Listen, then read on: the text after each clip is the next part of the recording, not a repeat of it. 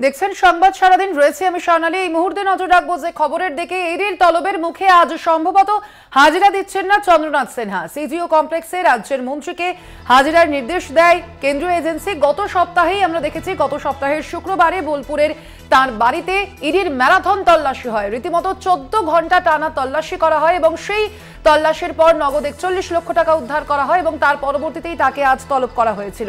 এ বিষয়ে আমরা আরো বিস্তারিত জানবো। ফোন লাইনে রয়েছেন প্রতিনিধি দেবপম সরকার। দেবপম, আজ মূলত কি কারণে ঠিক চন্দ্রনাথ সিনহা তিনি হাজিরা দিলেন না? দেখো, যেটা জানা যাচ্ছে, চন্দ্রনাথ সিনহা তিনি গতকালই জানিয়ে দিয়েছেন ইলেকশনের কাজের জন্য তিনি ব্যস্ত আছেন। সেই জন্য আজকে যে ইডি ডেকে পাঠিয়েছিল তাকে, সেই জন্য তিনি আসছেন না। এবং তোমাকে বলে রাখি, গত শুক্রবার তার বাড়িতে যে ম্যারাথন তল্লাশি অভিযান চালায় এনফোর্সমেন্ট ডিরেক্টরেট এবং বাজেয়াপ্ত করেন চন্দ্রনাথ সিনহার ব্যবহৃত ফোন এবং 41 লক্ষ টাকা নগদ ক্যাশ এবং পাশাপাশি বেশ কিছু ডকুমেন্ট। সেই বিষয় নিয়ে কিন্তু তাকে মূলত ডেকে পাঠানো হয়েছিল, আজকে সামানি করা হয়েছিল এবং মূলত চন্দ্রনাথ সিনহার যে ব্যবহার করা ফোন, সেই ফোনটি তার সামনে খুলবে তদন্তকারী অফিসাররা এবং যাবতীয় তথ্য খতিয়ে দেখবে, সেই মর্মে তাকে ডেকে পাঠানো হয়েছিল। কিন্তু চন্দ্রনাথ সিনহা তিনি স্পষ্টতই জানিয়ে দিয়েছেন তিনি আজকে আসবেন না এবং তার প্রতিনিধি কাউকে তিনি পাঠাতে পারেন এবং সেই প্রতিনিধি এসে তদন্তকারী অফিসারদের মুখোমুখি হবেন।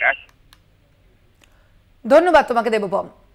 আপনাদের আবারও জানিয়ে রাখি, আজ সিজিও কমপ্লেক্সে রাজ্যের মন্ত্রী চন্দ্রনাথ সিনহাকে হাজিরার নির্দেশ দেওয়া হয়েছিল। গত সপ্তাহে শুক্রবার বোলপুরের তার বাড়িতে ইডির ম্যারাথন তল্লাশি চলে এবং তার পরবর্তীতেই দেখা গেছে 41 লক্ষ টাকা উদ্ধার করা হয় এবং সেই সব সংক্রান্ত তথ্য নিয়েই আজ হাজিরা দেওয়ার কথা ছিল চন্দ্রনাথ সিনহাকে। তবে আমাদের প্রতিনিধি যেমনটা জানালেন যে ইতিমধ্যে স্পষ্টভাবে তিনি জানিয়েছেন যে তিনি আজ হাজিরা দিতে পারবেন না, তার জায়গায় তার প্রতিনিধি আসবেন সেখানে।